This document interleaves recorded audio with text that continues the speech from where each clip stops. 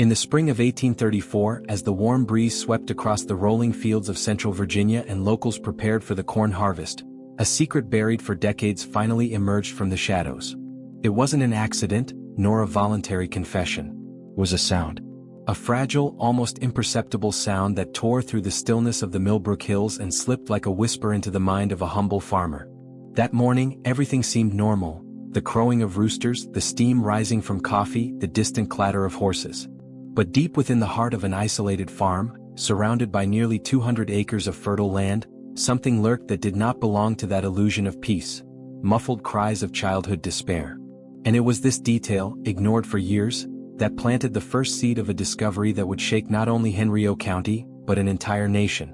This was no ordinary farm. And the woman who ran it, known by all as Mother Sullivan, was not who she claimed to be. The truth was buried beneath the floorboards, bound by chains, silence, and decades of deception. But now, after 20 years of darkness, the truth had begun to stir. And it would rise with enough force to crack the very soil that had tried to contain it. It was a frigid morning on April 8, 1834, when Sheriff Benjamin Crawford, a seasoned lawman of Henry County, rode alongside young Deputy Marcus Webb. Both men knew this patrol could very well be nothing more than a bureaucratic nod to the local unease. Rumors, whispers, voices murmuring between sacks of flour and rusted scales. The Sullivan farm had long been the subject of hushed talk, but never enough to warrant a formal investigation. The road leading to the property was flanked by slumbering trees, their branches stretching out like old fingers, and the air carried the damp scent of a forest freshly awakened. But there was something about that morning, a quiet tension, almost prophetic. The kind of sensation instinct catches before logic does.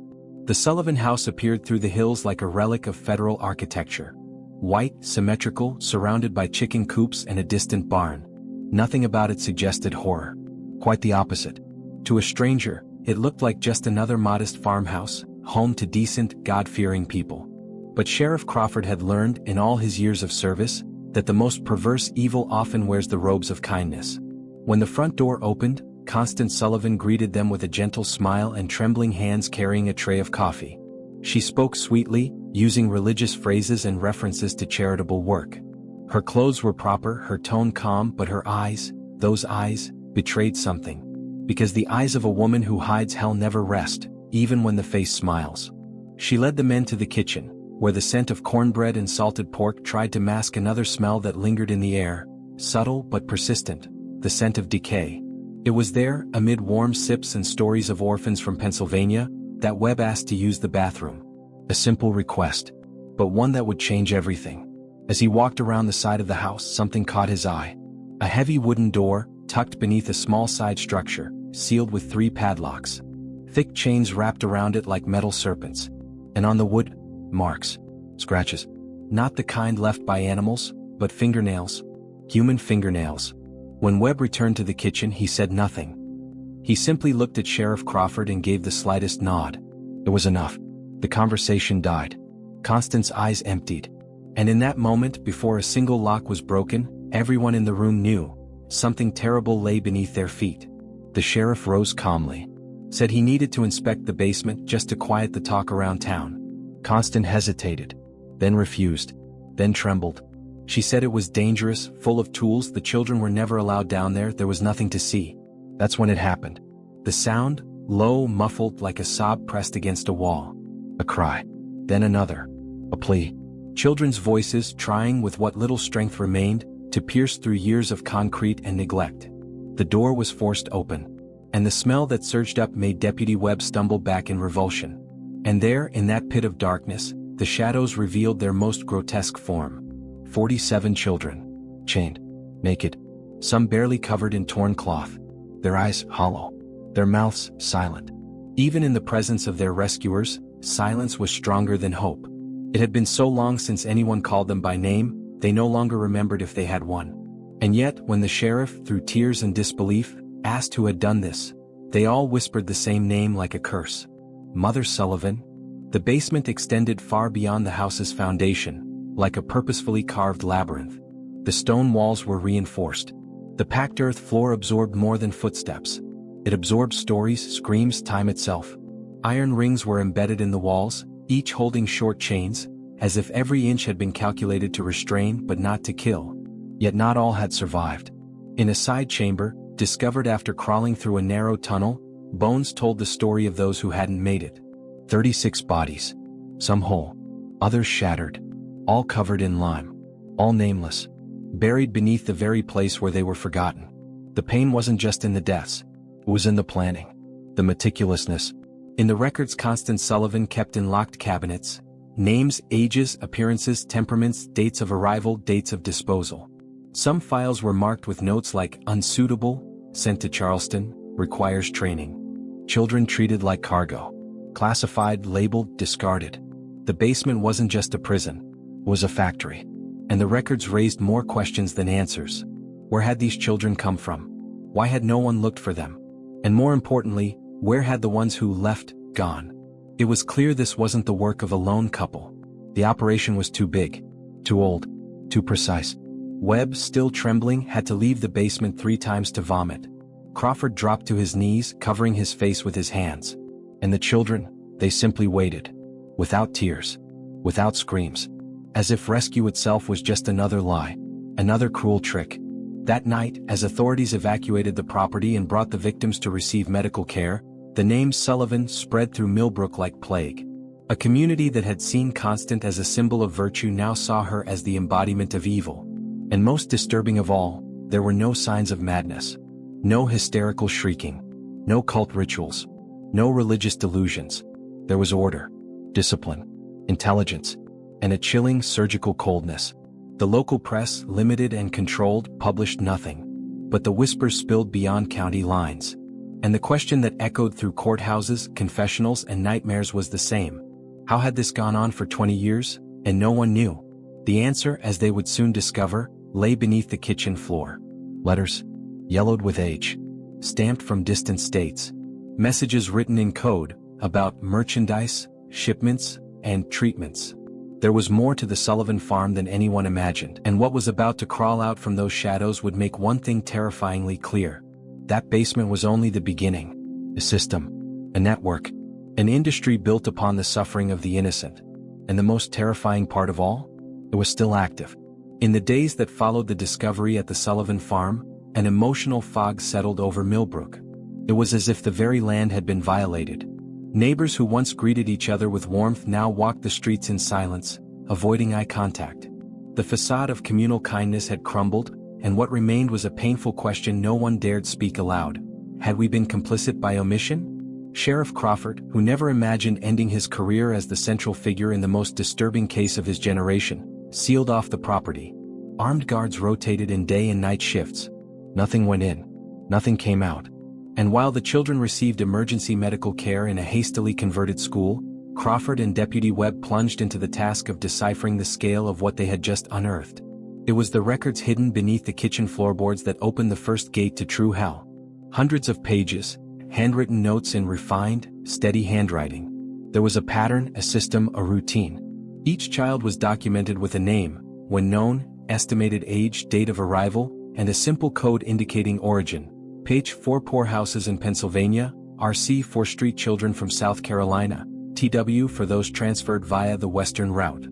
Some files included departure dates accompanied by notations, CB, MT, and most disturbingly, X. Later, investigators would translate these codes as purchased by Blackwood, sent for training, and executed. The connection to Blackwood was the first loose thread that unraveled the veil. In one of the locked drawers, Webb found a correspondence box postmarked from the South. Letters written in veiled language, referring to livestock, fragile goods, damaged lots. But one letter in particular sent a chill down the sheriff's spine.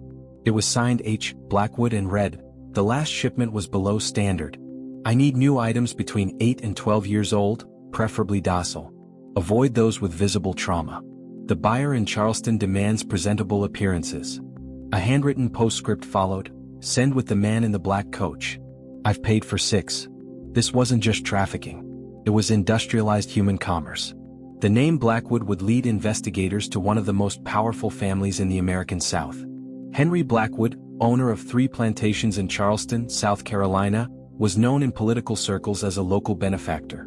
A financier of schools, a patron of churches and active member of state assemblies. But behind the mask of public charity stood a dark empire.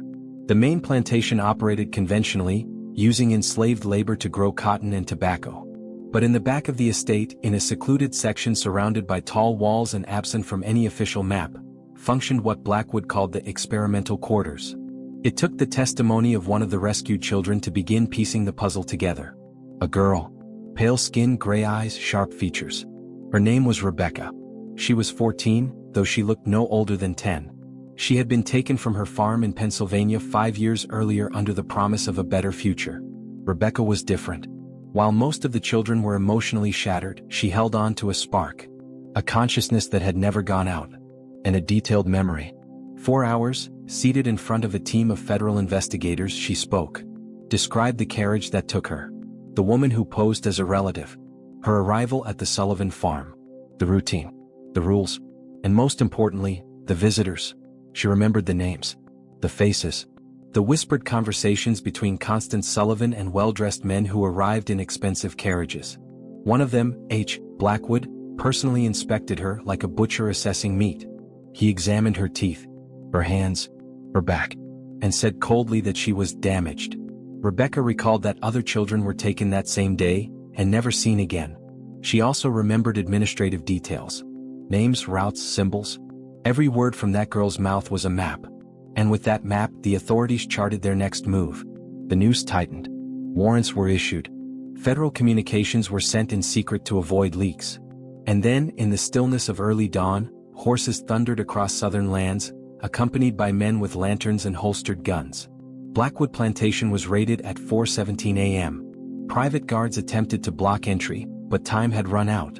Federal agents and local officers stormed the quarters. What they found made the Sullivan case look like a prelude. Children. Over 100. Locked in cubicles. Some sick, some starving, and some lifeless. There were chambers filled with medical instruments. Records of experiments, injections, surgical procedures described in notebooks with scientific precision. None authorized. None performed with anesthesia. Blackwood and his 2 associate physicians were arrested on the spot. Even in silence, the documents spoke volumes. Financial records confirmed what had been suspected.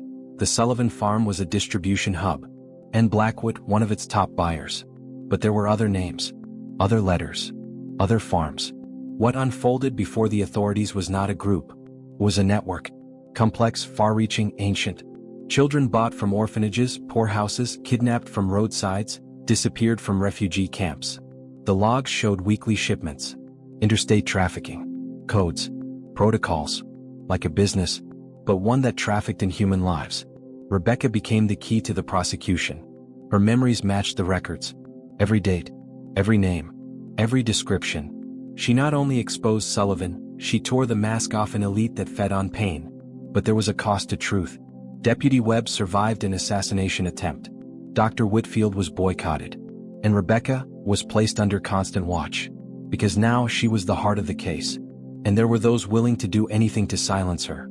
Amid this chaos, one final discovery plunged the investigation even deeper into horror. A Blackwood employee racked with guilt handed authorities a letter. Written by Constance Sullivan shortly before her arrest. In it, she did not ask for forgiveness. She offered no explanation. She simply gave instructions. If I don't return, continue shipments via the western route. The children must keep coming. The work is not done. The work, that's what she called it. What to her was logistics, to the victims was life or death. And it was in that moment the authorities understood. The Sullivan case was never just a case. It was a system. And far more was still waiting to be uncovered. One would think that with the arrest of Henry Blackwood and the dismantling of the Sullivan farm, the night had finally ended. That the monster was dead. But no. The darkness merely retreated, like a wounded animal, waiting for its next chance to strike. When authorities began cross-referencing the seized records with old missing persons reports, the truth appeared with the clarity of a lightning bolt in a clear sky. There were more. Many more. The letters hidden in the Sullivan house contained cross-references to at least 12 other properties across 5 different states.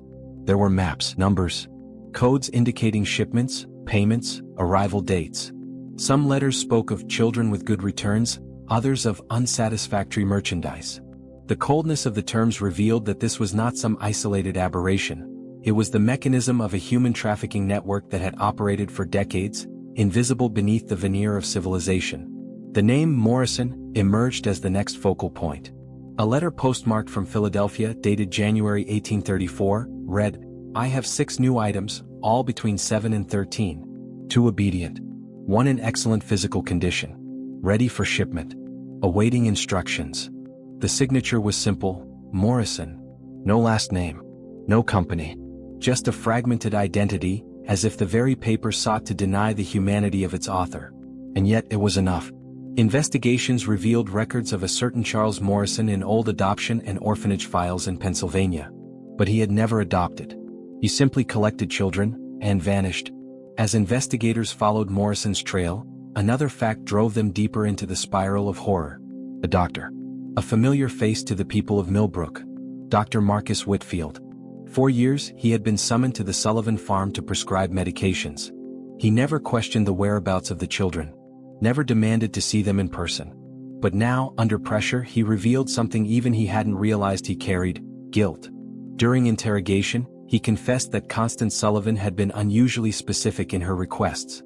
She asked for sedatives, rare antibiotics, even drugs to suppress seizures. She spoke like a physician, like someone who studied. Once, she had asked how to prevent disease from spreading in enclosed environments. He had answered, without knowing he was helping to keep a basement alive. Literally. Constance's medical notes were found hidden in a false compartment in the pantry. Diagrams. Formulas. Drafts detailing how to control infections, boost immunity, and ration food without compromising survival. It was a survival manual, but also a captivity manual. The methodical coldness with which she planned everything revealed a mind not driven by impulse, but by conviction. She wanted the children to last. Not out of compassion, but for logistics. In town, the atmosphere was one of collective trauma. People began locking their doors even during the day. Churches held silent vigils. No one spoke of Mama Sullivan with respect anymore. But some still tried to justify her. She helped the poor. She never hurt us. Maybe it was the husband. These voices, muffled by the weight of the evidence, revealed an uncomfortable truth: evil, when well-dressed, is hard to see. And even harder to admit. It was in this tense atmosphere that Rebecca was summoned again. The girl who had helped dismantle 2 of the largest operations in the Sullivan network still had more to say. She remembered a name. A place. "The Boone Mountains," she said in a quiet voice. "I heard them talk. That's where they took the difficult ones." Cross-referenced investigations revealed there was indeed a property registered to a man named Jebediah Crane, near Boone, North Carolina. An isolated cabin with no neighbors for miles, surrounded by dense forests. A place where no one would hear screams. Crawford, now promoted to federal marshal, led the expedition. The site was even darker than the Sullivan farm. There was no mass captivity. There was something worse: training. A kind of psychological conditioning, where children who showed resistance were subjected to mental torture to break their wills. Investigators dubbed the site the greenhouse, because it was where behavior was cultivated. With screams. With punishment. With promises that if they obeyed, they could become part of the family. The greenhouse record spoke of breaks, moments when a child finally gave in. One letter read, "Number 41 broke today. 3 weeks of isolation and finally stopped crying." Others referred to relapse, retraining, and disposal. The word disposal appeared 5 times. Always with the same phrase beside it: "Send to see us," the initials of Constance Sullivan. The implications were brutal. Not all the children at the farm had been taken raw. Some had been prepared, trained, conditioned, as if they were machines. But the final blow was still to come. Among the documents, they found blueprints for a new basement. Larger, deeper, in a different location. The schematics were dated February 1834, just 2 months before the case was uncovered. The network was expanding. A new center was being built. And according to a final intercepted letter from one of Blackwood's associates, children were already on the way. In the week following the discovery of the so-called greenhouse, investigators realized something that sent them into a state of panic. The destruction of the Sullivan farm and the arrest of Blackwood had been only localized blows against a far more complex structure. And worse, with the arrests and limited media coverage, carefully controlled by local elites, other members of the network, though still at large, had begun to move. They started erasing traces. They started making moves. And it was that very movement that led authorities to the most hidden and dangerous piece of the entire operation. Something called Project Echo. It all began with an incomplete document. A draft of a letter, crumpled and stained with what appeared to be lamp oil, found among the belongings of one of Blackwood's associated physicians. The text read, "The new site is already being prepared. Capacity for 200. Underground structure with double walls. Transport will be conducted via river routes.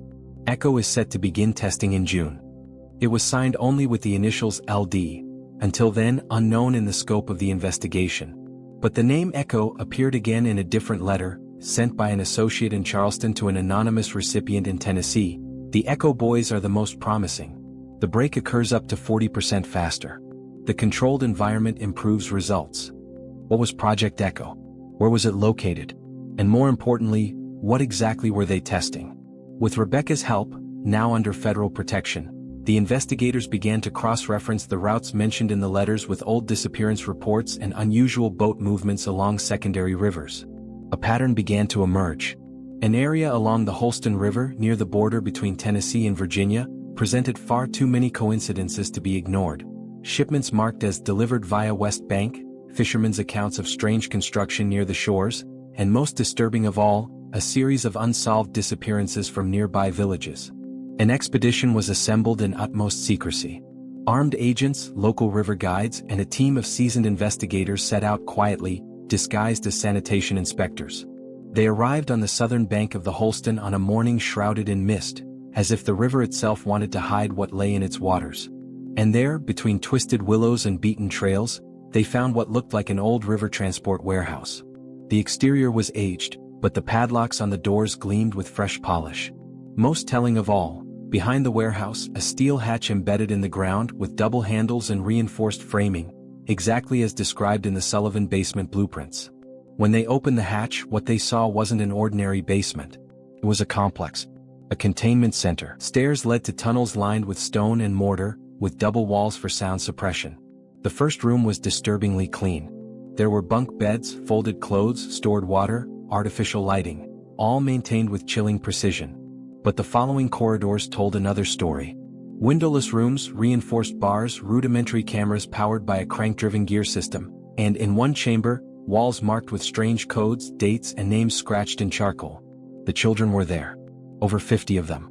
Packed into two main compartments. And again there were files. Project Echo wasn't merely a holding site. It was an experiment. Each child was catalogued, not just by age and appearance but by break time, response to stimuli, post-conditioning behavior. A glass-separated observation room contained notebooks filled with entries like deprivation tolerance, 12 days, emotional relapse, low, re-engagement capacity, moderate. Investigators realized then that Project Echo wasn't designed for trafficking alone. It was about developing a method, a science of behavior. The goal? To mold children into obedient units. For labor. For trafficking. For experimentation. For whatever was most profitable. In a side room, agents found the remains of what they would call the dark zone. A windowless chamber, no bed, its walls painted black and its ceiling covered with thick cloth for total soundproofing. It was where they took the ones who resisted the most. A handwritten sign read, "No one speaks to them for 7 days."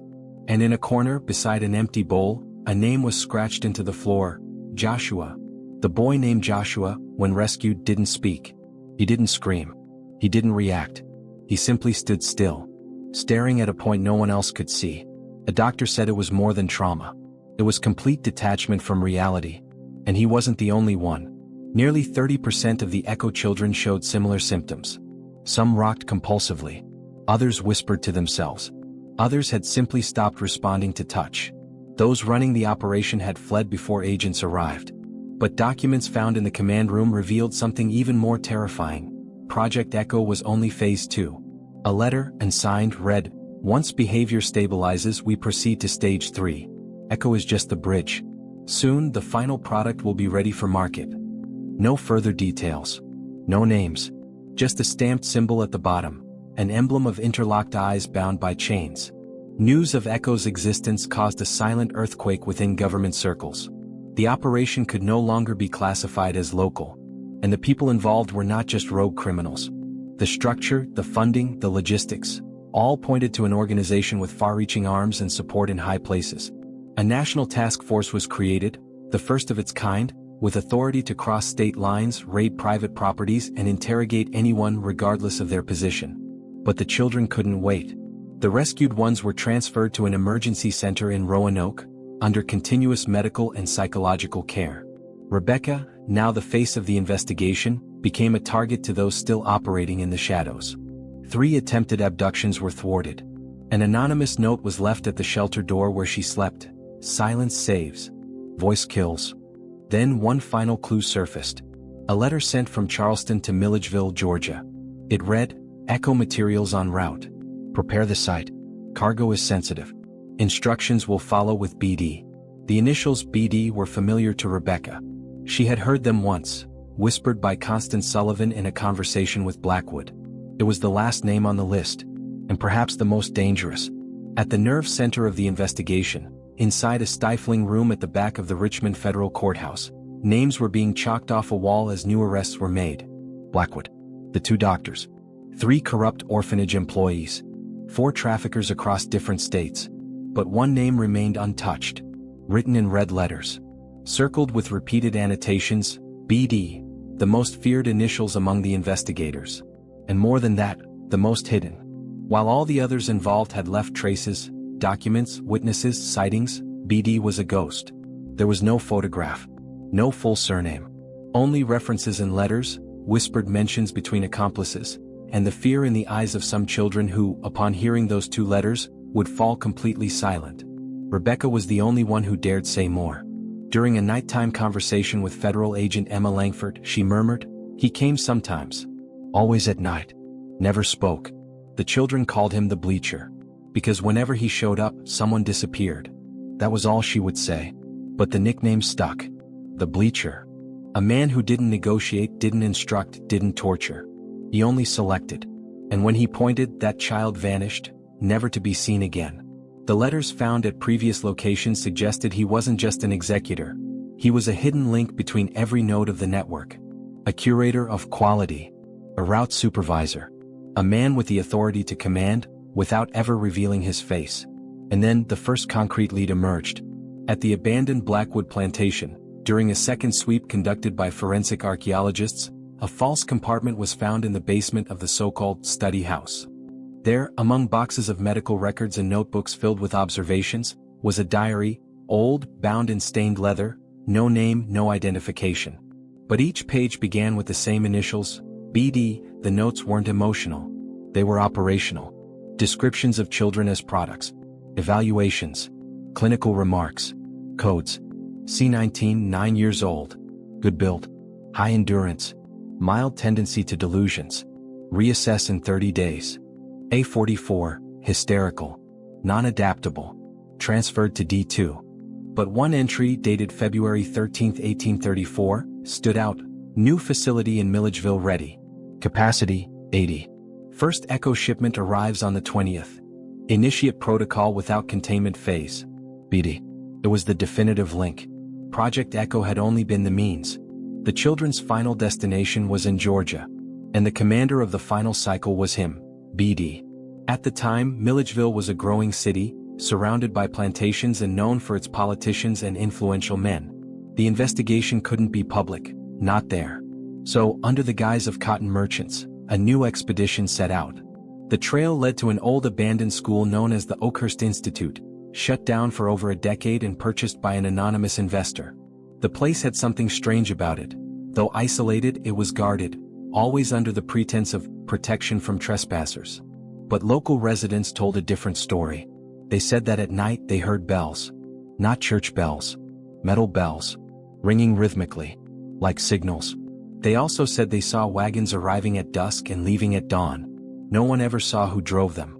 But the wheels left deep tracks. Always an odd number, as if one was broken. That was enough to act. On the night of June 22nd, with the quiet support of local units quietly recruited by the task force, the Oakhurst Institute was surrounded. The front doors were locked. But the side windows were not. When they entered, what they found was unlike anything before. It wasn't a damp basement, nor a conditioning greenhouse. It was a school, a simulacrum.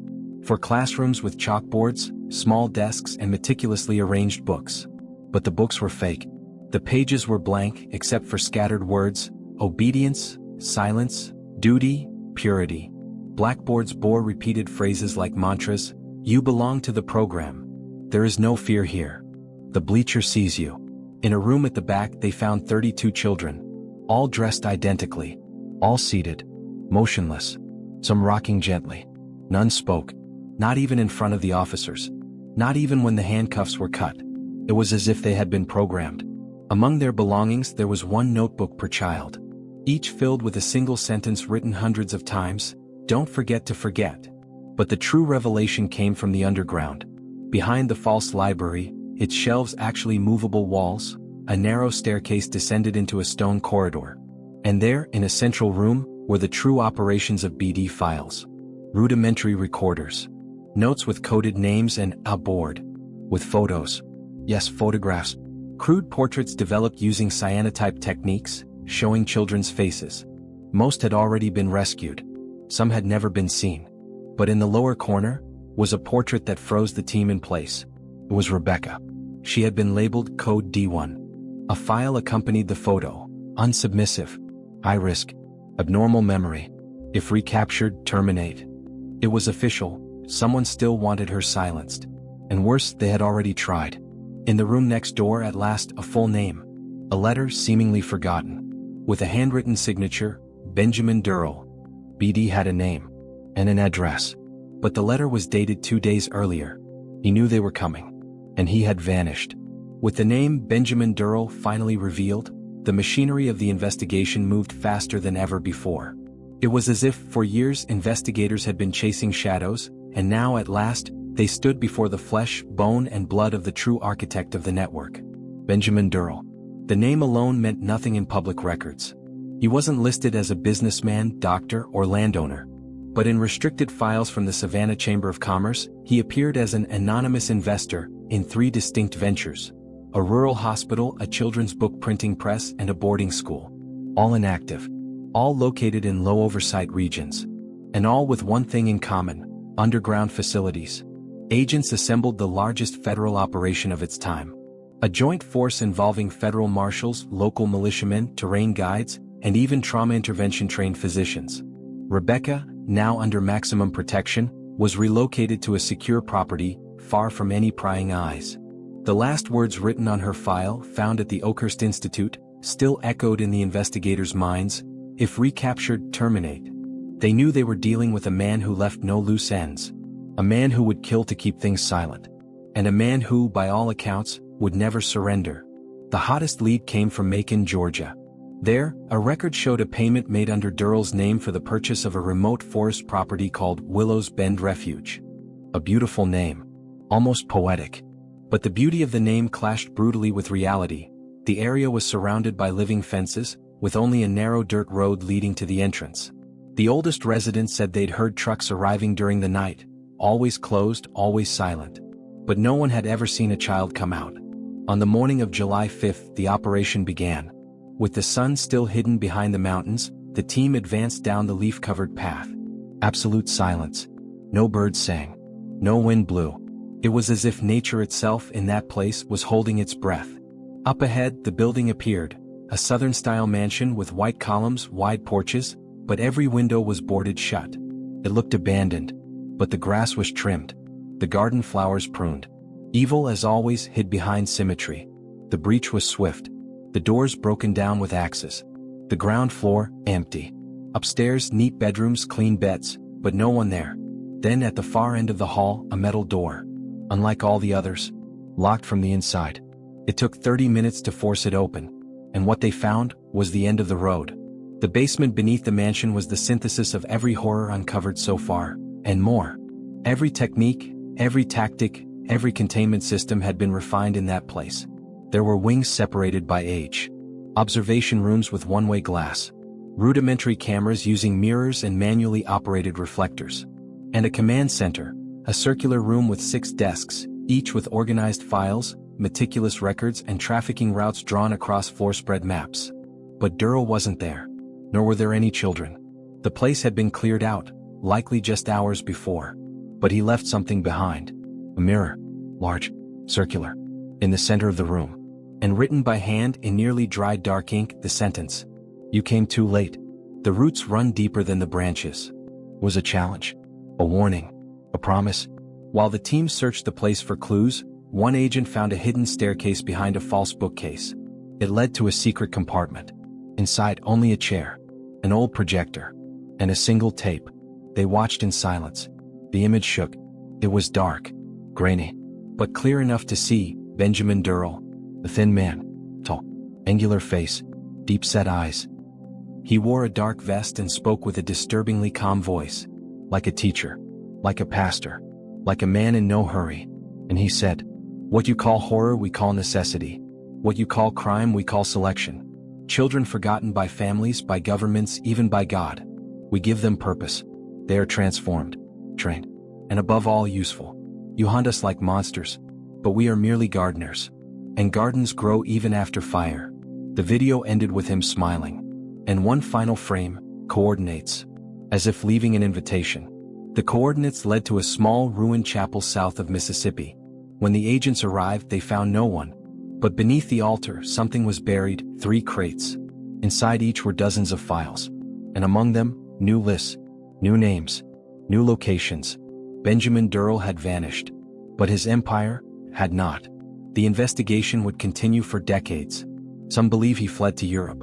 Others that he died. There are those who say he founded a new network, quieter, more efficient. But one thing is certain, the echo of what he created still lingers. In the silent nights of Millbrook. In the eyes of Rebecca now grown. In the invisible scars of every child who once passed through the basements of the Sullivan Network. And in the warning that remains to this day, engraved on a discreet plaque over sealed concrete. Here, silence fed monsters. May those who hear cries where laughter should live never fall silent again.